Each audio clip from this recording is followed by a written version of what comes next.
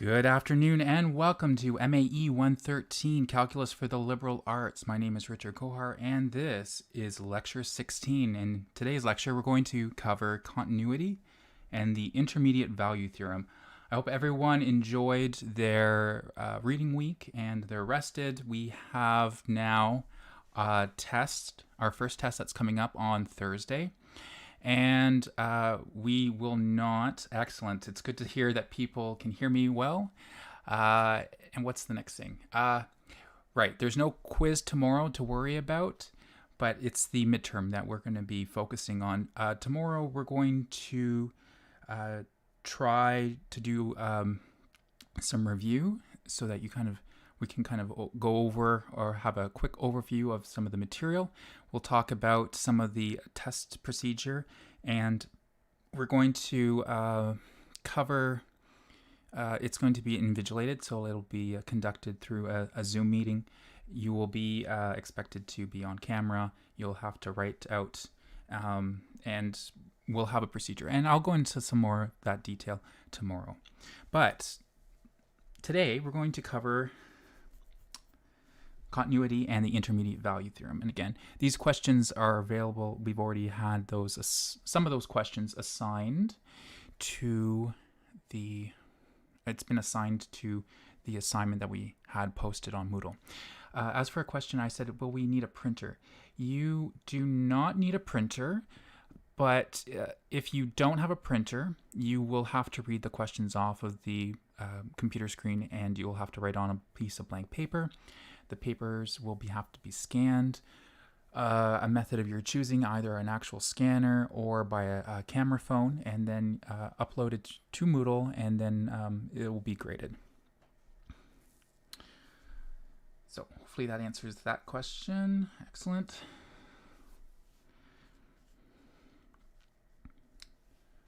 Yes.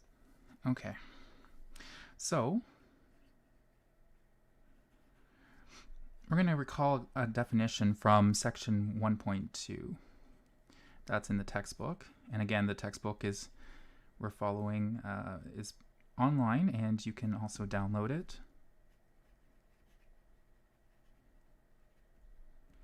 So we're going to recall the following definition.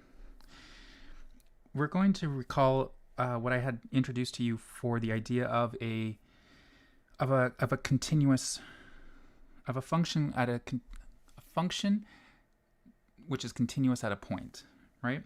I had introduced that when we got to the limit section. So we have a function.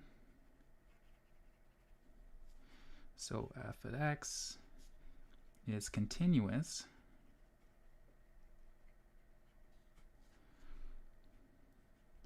at some point x naught if, and we have that the limit as x naught goes to x0 of f of x is equal to f naught.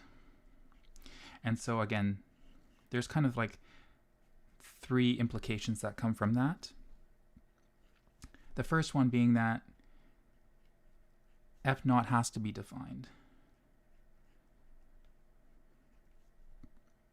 And that kind of also means that x naught is in the domain. The second one was that the limit exists, right? This part has to exist.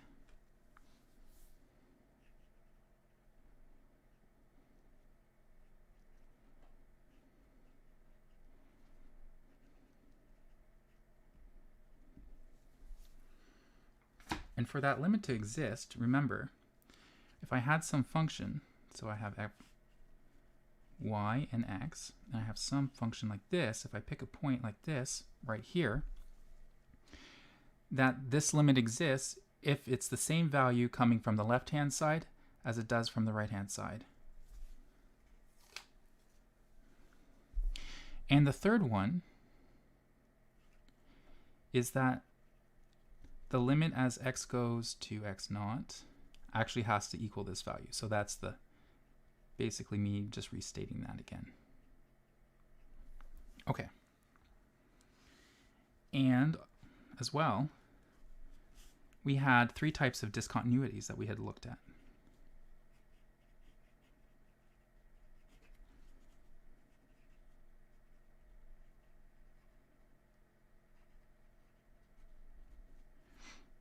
The first one, we had a jump.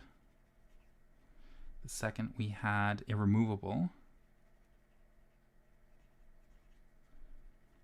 And the third one we had was an infinite.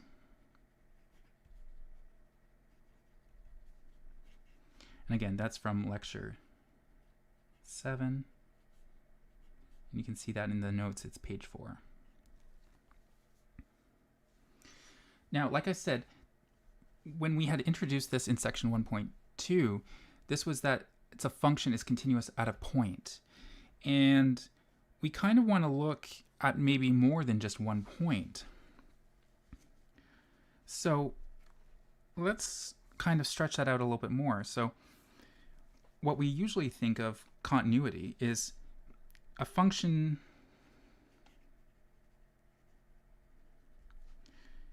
is said to be continuous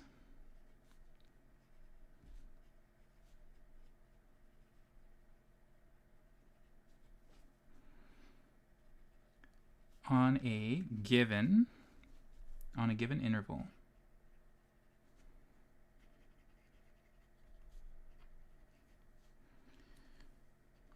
And of course it's obvious, which is it's got to be continuous for every point inside that interval. So you have some sort of interval, so like a, b, and every point inside of it has to be continuous. So it's continuous if it is continuous for every point inside that interval.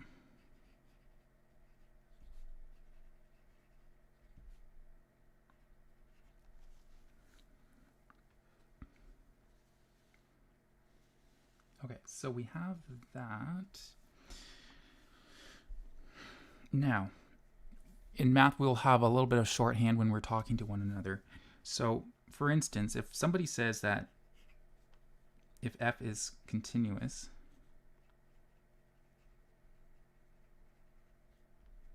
so I'll just put that in the quotes here. So f is continuous,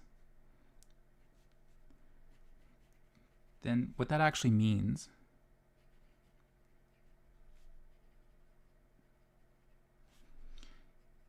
it is continuous on the entire reals.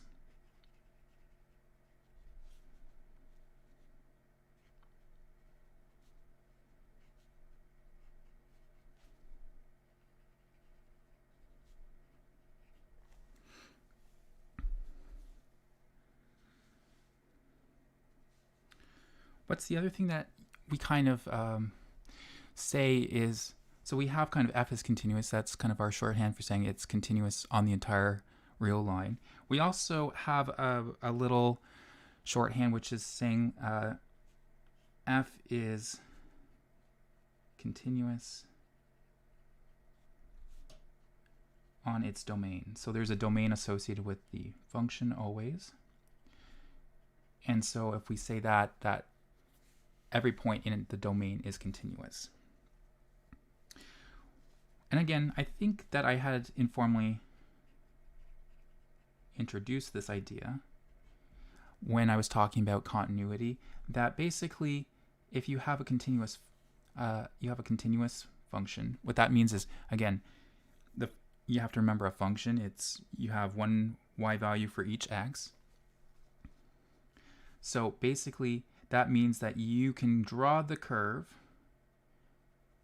without lifting the pen off of the page.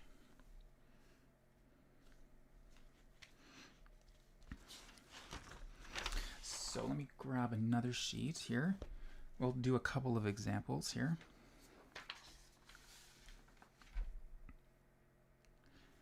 Number 2. So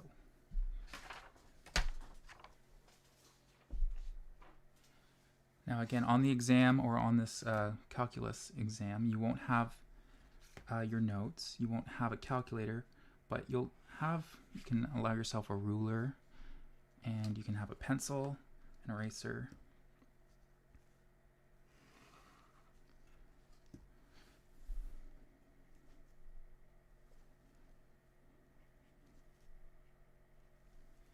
and before you freak out about not having a calculator, the idea is that I can pick then questions that you should be able to do in your head. You should be able to do the arithmetic.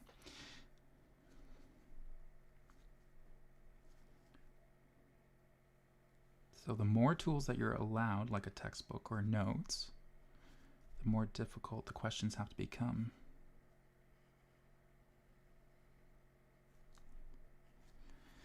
Okay, so what I'm drawing here is a function. I'm drawing 1 over x, or the reciprocal function. And so the question would be is this function 1 over x continuous?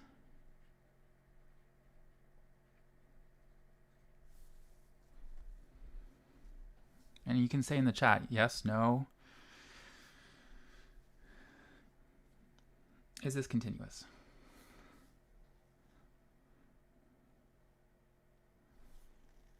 Yes, Maria, excellent. No, it's not.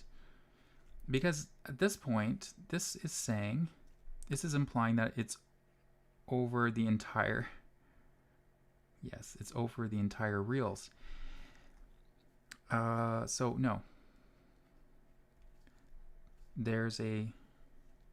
There's what we call at x equals 0,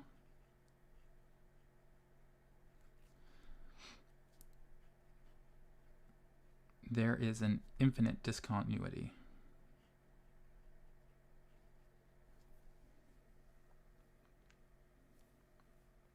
There is an infinite discontinuity.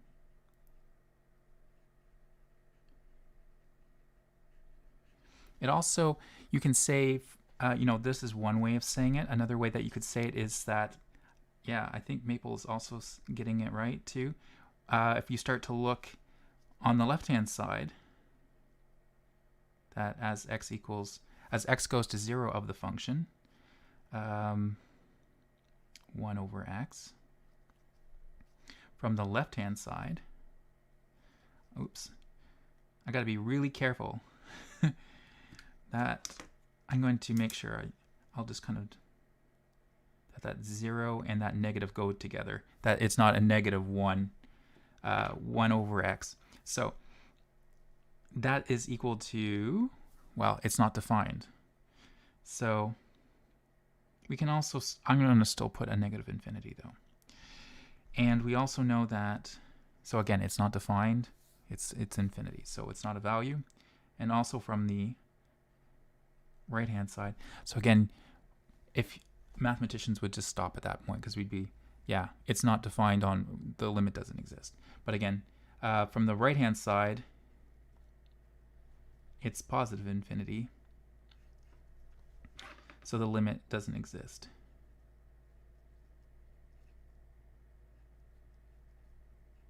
Does not exist. So D and E.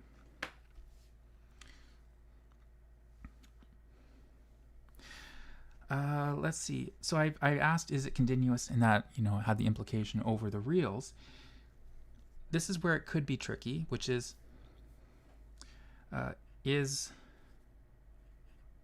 that function 1 over x continuous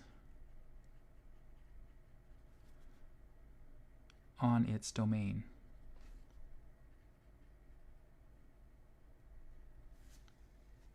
So I'll leave that as a question. Is it continuous on its domain?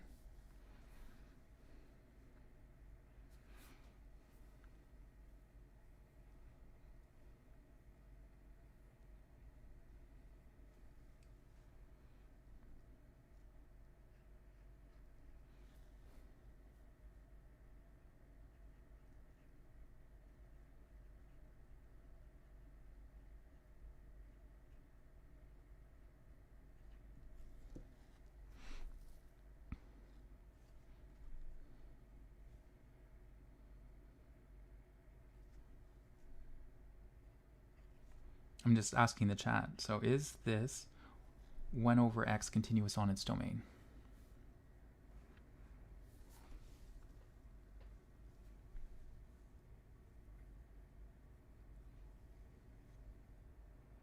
I have to check, make sure everyone is listening still. Yes, no. I'm just polling the audience to see. I think so. Okay, so I got one yes.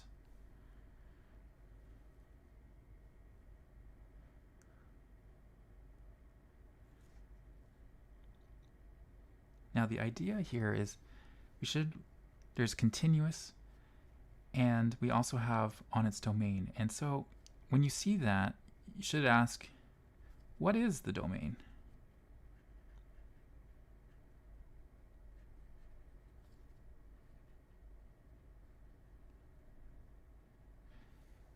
And generally, the domain is where the function is defined.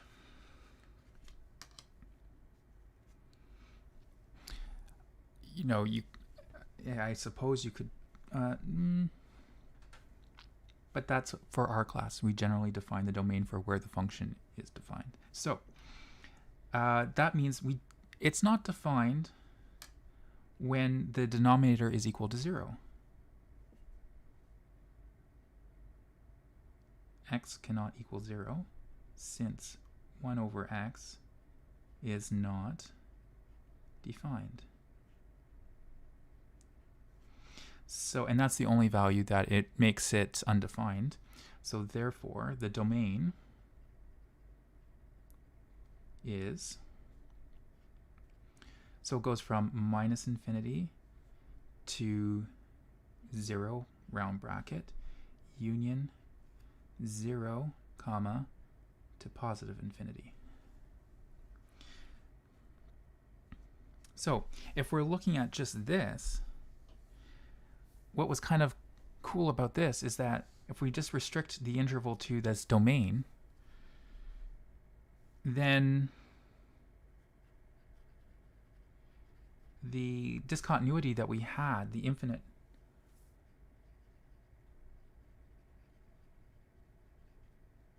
then the discontinuity is no longer included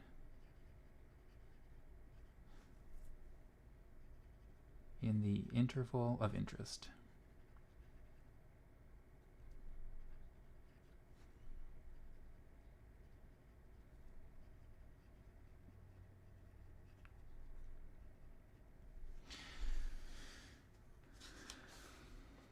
So yeah, the answer is yes.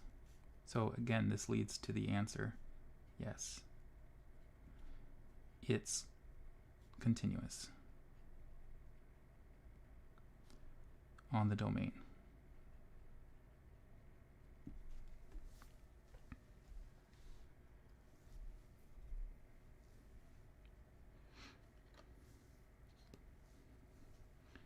Well, let's do another one. Let's do, say, here. I'll just draw a little function here. And I'll draw one here.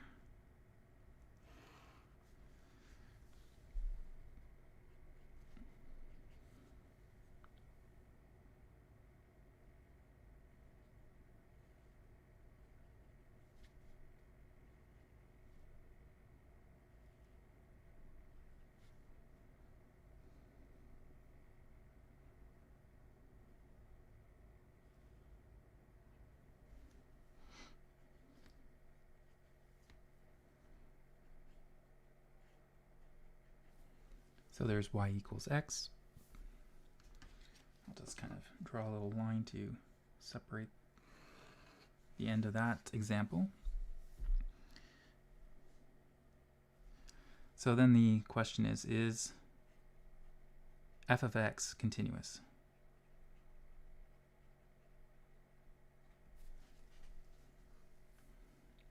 So is that function continuous? This one right here.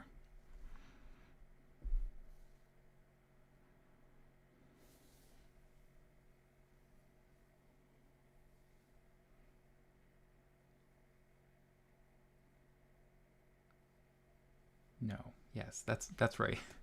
So there's a no. And the reason for that is we have what are called jump discontinuities. Yes, exactly. So we have jump discontinuities.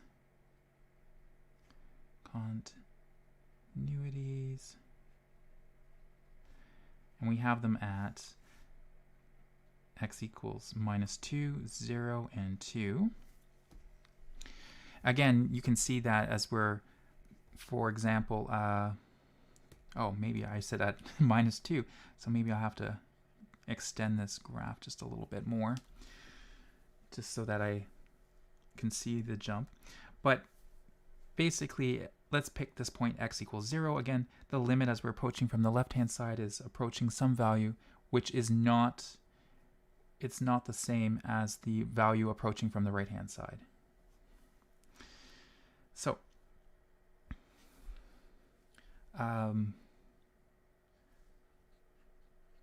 is f of x continuous on its domain?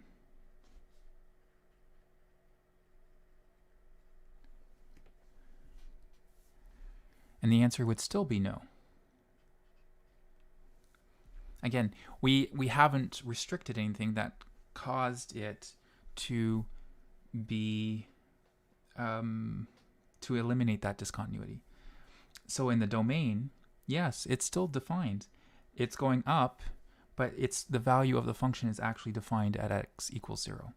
So it's actually this point 0 here, so it's defined.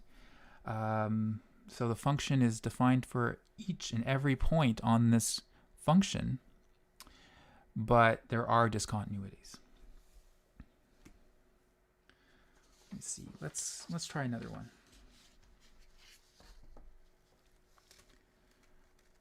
How are we doing for time? 3.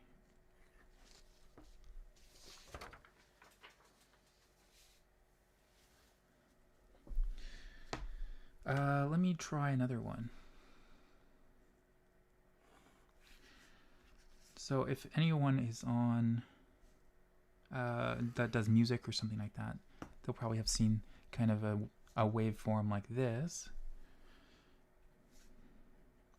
Something like, we'll use x here and again still y, but it kind of looks like this.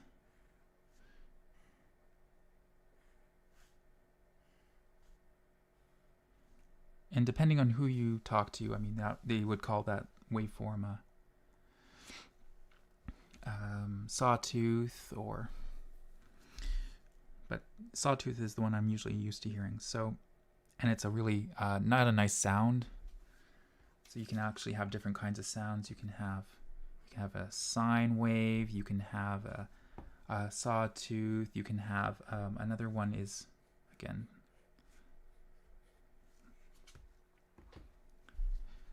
lots of different waveforms. So is this function, oh, and I should probably write a label here, f of x. So is this function f of x continuous?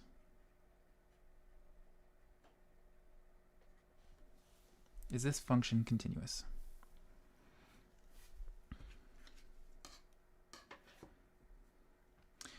Yep, you're right. It is continuous. Some people may think that because of the corners, was that last example an analog? Yes, so you can have an analog generator. There's digital ones too now, so.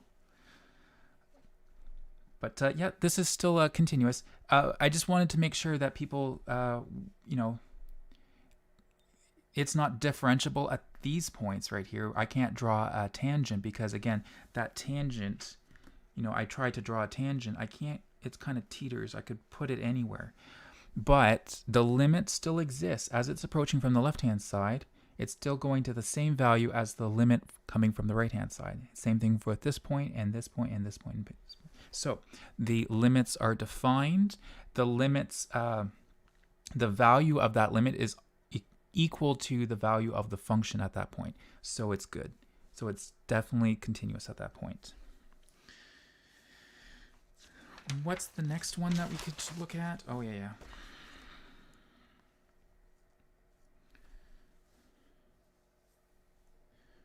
Let's do this one.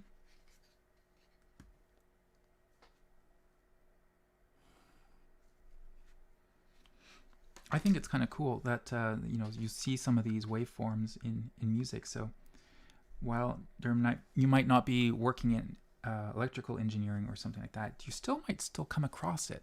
So if you're definitely into techno, electronic music,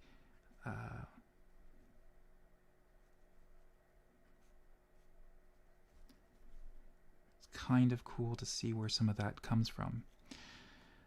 Okay, so I'm just drawing this function. Here's something like that. And there we go.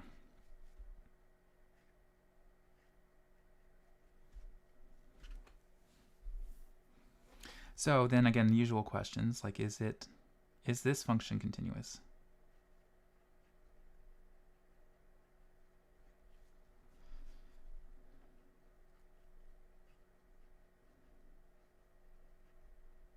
And again, the implication that it's over the entire reals. And is it continuous? No, you're right.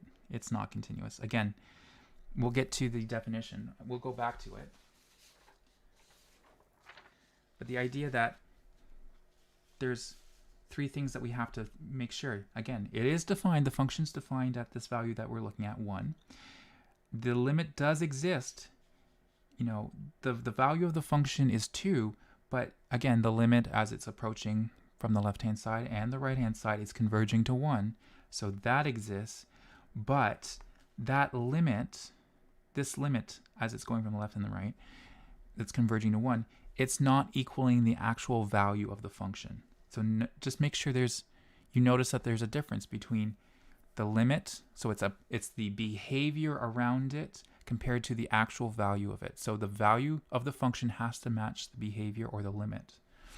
So, and over its domain, well, I'm not able to eliminate this out of it because again, that value is defined. So no, it's also still not continuous at that point, even on its domain.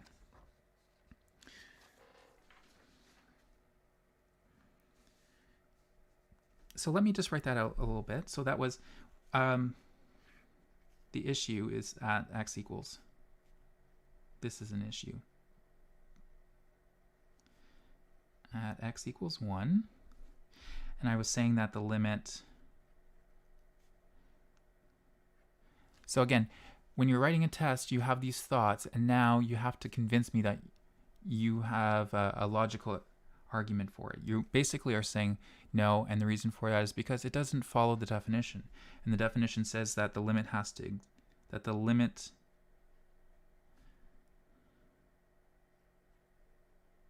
so we're looking from the left-hand side and the right-hand side.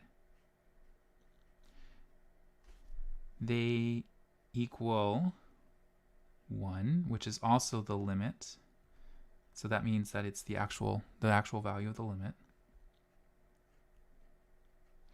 But it's not equal to 2, which is actually equal to the value that we're looking at.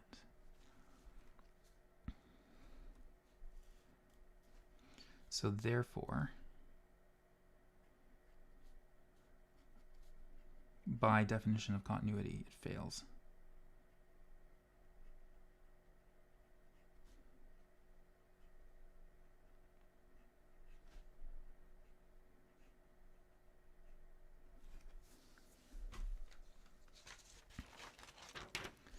Okay.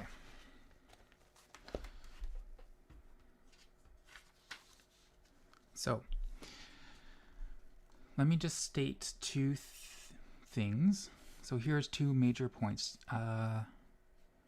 Maybe it's so important that it's such an important statement. 1. Polynomial functions are continuous.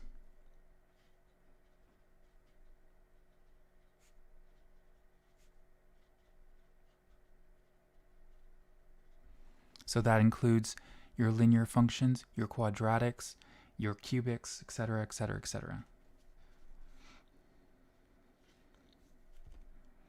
And the second one is that rational functions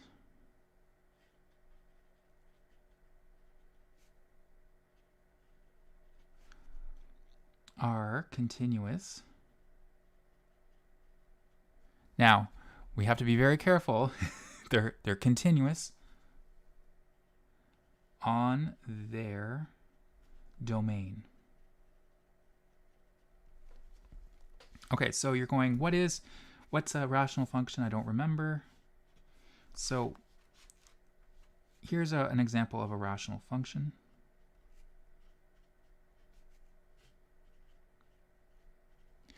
A rational function is you can think of it as a fraction that consists of two polynomials. So you have a numerator type polynomial and a denominator type polynomial. And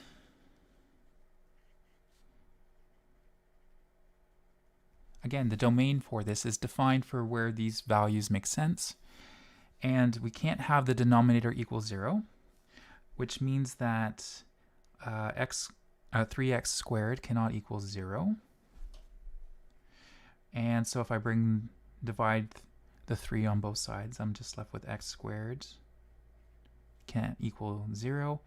And that also implies that x cannot equal 0. So if you have this function, it's going to be continuous. So then the question would be is this function f of x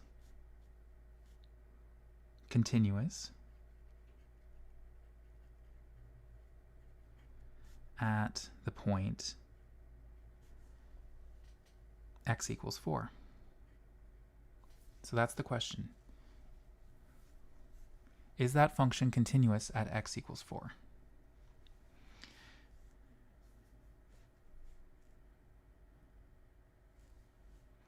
And so,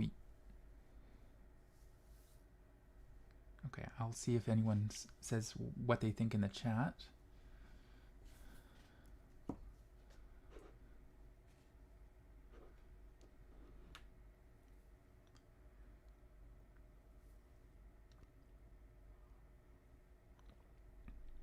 Yes, that's right.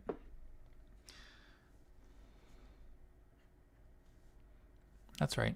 Because 4 is an element. Yes, it is. 4 is an element inside the domain. And so that domain is from -infinity to 0 and from 0 to positive infinity. So yeah, it's inside that domain.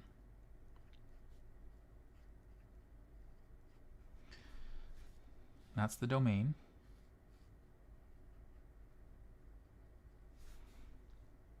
So yes, it is continuous at x equals 4 by the theorem up here, which is I've called theorem 2.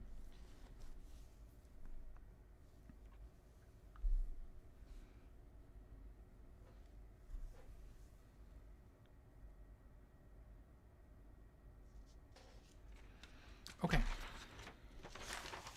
What else is kind of important about this? What can we do?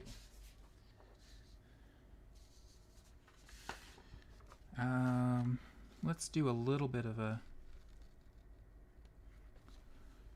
So we kind of learned a definition, and what we're doing is what I call definition chasing. You're checking the criteria to see if it matches, it satisfies the definition of it.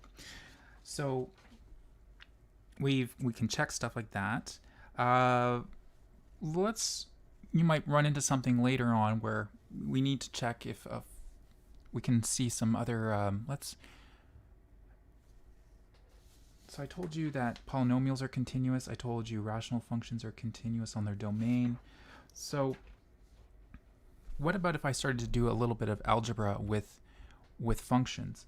And so what I mean here is, assume that you're starting off with two functions.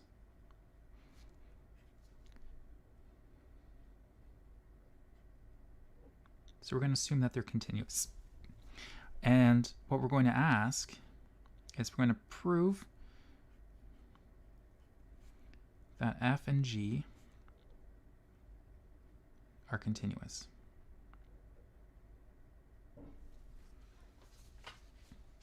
So again, with this kind of technique, what this is it's a bit of checking the definition and then, applying it and then kind of pushing it through to see what logical conclusions we get. So again, let's do a proof. So what we need to do is we need to show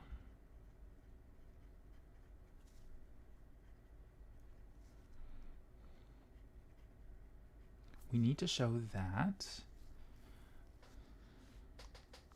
maybe I'll put this here. Oh, I was going to use it for the definition. So we need this definition here, which is this one. We need that. So I'm going to just copy that down. Except in this case, we're not going to be just using f, but we're going to be using fg. So we need to show that the limit of x approaching x0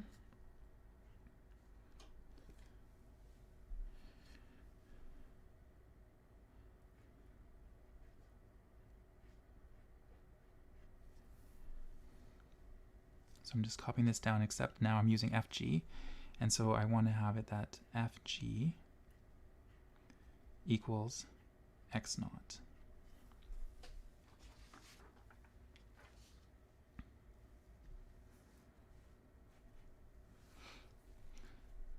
So what we're going to say is that we're going to let this be an arbitrary point.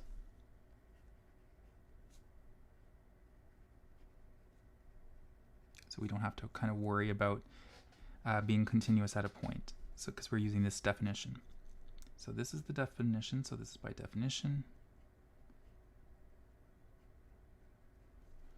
So let x not be an arbitrary element.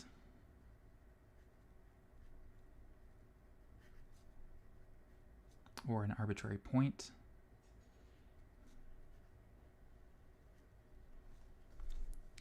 So again, now we can start pushing this definition. So starting on the left-hand side, what I have is f of g of x, and I can actually expand that out. So what this is actually equivalent to,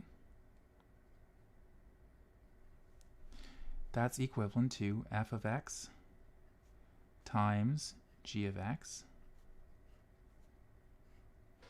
And this should look familiar because this is a product, and we have a rule for that we can actually apply the operation of the limit to each of these terms.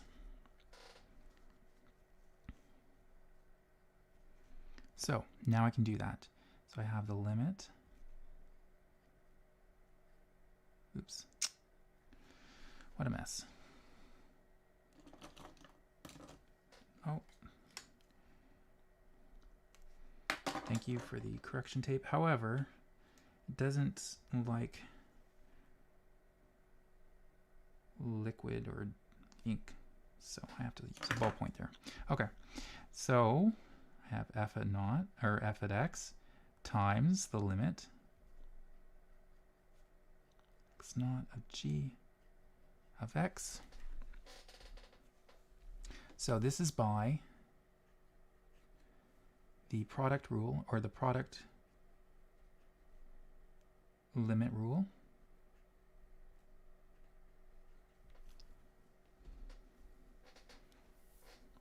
Perfect. And then, because I'm told that f is continuous, well, I can apply this now to it. I can apply that the limit of f of x is equal to x naught. So that right here is equal to f of x naught. This is by the continuity, by f continuous. Okay, and then the next one is over here, the same thing. G is also continuous because this is part of the assumptions that we made. So we can also say that G is continuous, which then means that I have G of x naught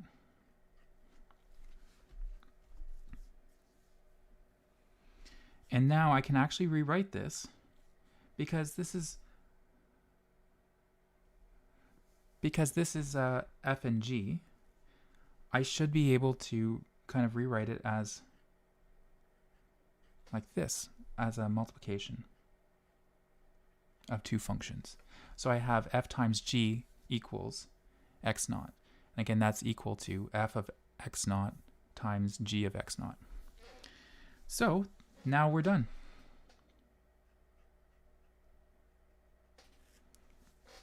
So this is kind of how the proof went.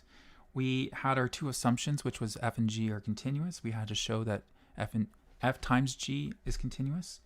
This is our definition. So we, starting with our definition, we expanded out. We applied a rule that we knew with the product limit rule. And then, since by assumption that f was continuous and g was continuous, that simplified down so that we got f x naught times g x naught, which is equivalent to f times g of x naught. Okay.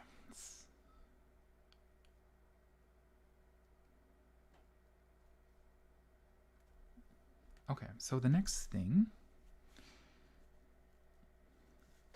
we're going to introduce the intermediate value theorem.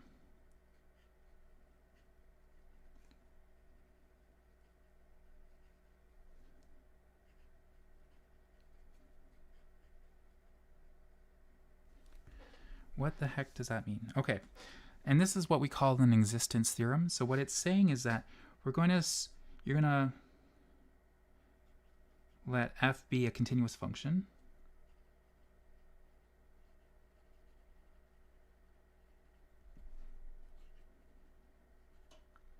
Not over the whole domain, but on just on an interval, a closed interval a comma b. So it's closed. And then you're going to suppose that there is some number, we're going to call it c, where it's either f of a is less than c, which is less than f of b, or it's going to be the reverse. So it's f of a is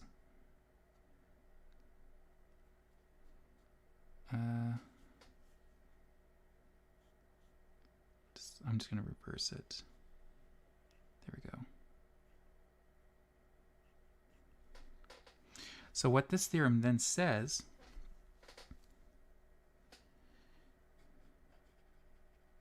then there exists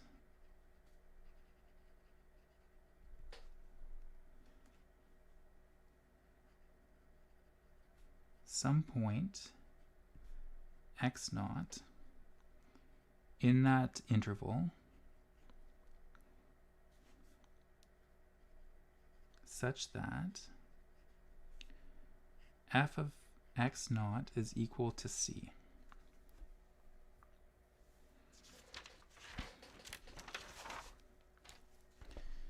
Okay, so what that basically says, let's draw a little diagram.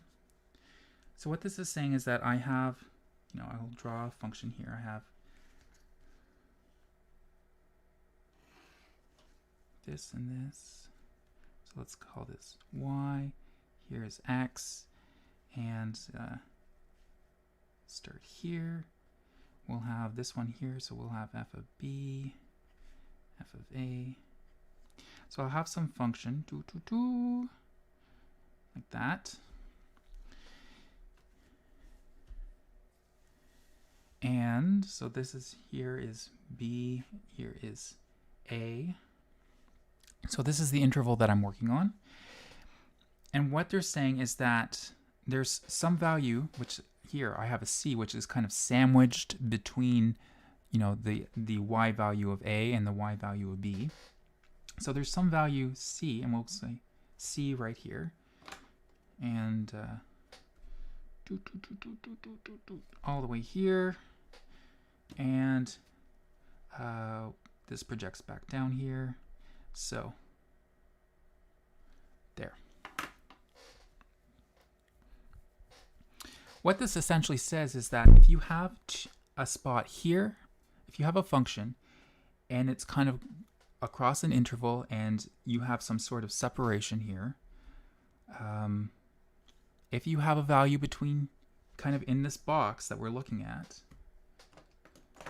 so you kind of have a function here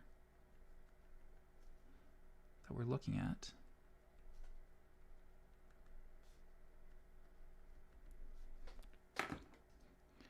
So what this is saying is if you have a point here and you have a point here, there has to be, if this function gets from this point to this point, without knowing what that function is, if I have any value around here, I pick an arbitrary value c here, there is a point where it will at least cross once.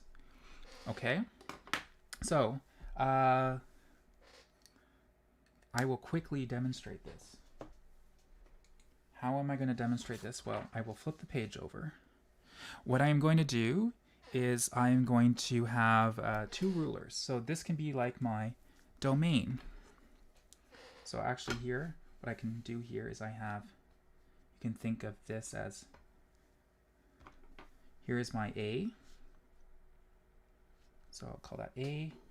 And I have my B. And what I need to do is cross from here to say up to this point here. And so I can put a ruler here. What I'm going to do is I'll draw a little line here. And again, the intuition behind this is that that a function has, you can't pick up your pencil. So again, to get from this point to this point, you can't pick your pencil up. So for instance, here, I'm going to use a little magnetic ball here. So there's a ball, and of course, let's kind of try to get it to stick right here. Oops. There we go. So it's going to start to move. But how am I going to get to this point? No matter what I do, I am going to have to get there. I have to cross there. Oops, I crossed already. So I can't do that. And, I can't get to the end there. Oh, see? I can't cross there. There's basically, I've closed in. I have a closed interval, and I can't cross it. I have to at least cross it once. So it's kind of like a border or a foosball. You can think of it as foosball. So I can't cross there. Like if I'm stuck here, I still have to cross that point. So again, because I'm closed and I have to be continuous, I can't get to it without crossing a particular line. Now again, I could shift this. If I wanted to go to a different point, the same thing still applies. I just kind of wish this worked a little bit better. Nope.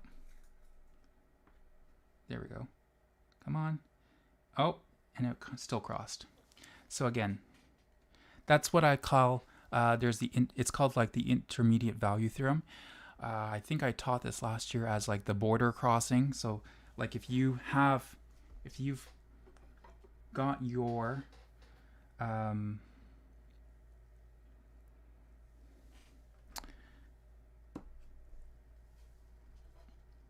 if you've set up your borders, you've got your protection here. Like if this is the road and you've got the points here, and they can't cross, they can't cut over. They have to get from here to here within this box. Then, of course, they have to, at some point, they can't cross here, they can't cross here, they can't cross here.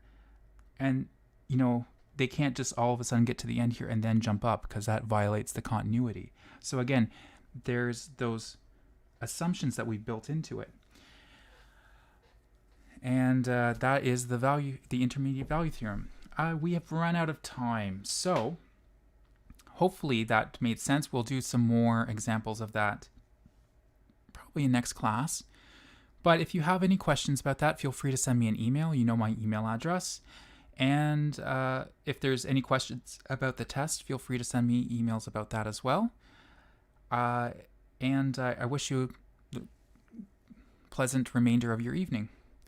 Have a good night, everyone.